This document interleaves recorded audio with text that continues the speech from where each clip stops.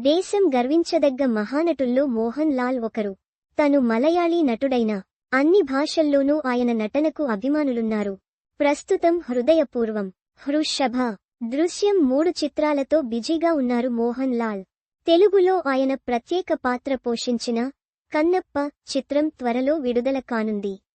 ఇదిలా ఉంటే ఇటీవల ఆయన ఓ ఇంటర్వ్యూలో పాల్గొన్నారు. ఆ ఇంటర్వ్యూలో కొన్ని ఆసక్తికరమైన విషయాలను వెల్లడించారు మోహన్ లాల్. శరీరంలో సత్తువ ఉన్నంత వరకు మనిషి పనిచేయాలి. ఆరోగ్యంగా ఉండి కూడా విశ్రాంతి తీసుకునేవాళ్లను సోమరిపోతులు అంటారు. నా వరకు నేను ఎప్పుడూ బిజీగా ఉంటా. ఒక సినిమా చేస్తూ 4 సినిమాలకు ఓకే చెబుతుంటా.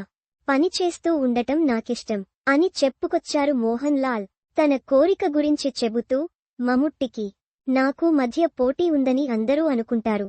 నిజానికి మా మధ్య ఉన్నది పోటీ కాదు, స్నేహం. తను నా ప్రాణ స్నేహితుడు. రోజుకి ఒక్కసారైనా తనతో మాట్లాడకపోతే నాకు తోచదు. తనక్కూడా అంతే. మేమిద్దరం కలిసి ఇప్పటికి 50 సినిమాల్లో నటించాం. ఇంకా మరిన్ని చిత్రాల్లో తనతో కలిసి నటించాలనేది నా కోరిక అన్నారు మోహన్ లాల్.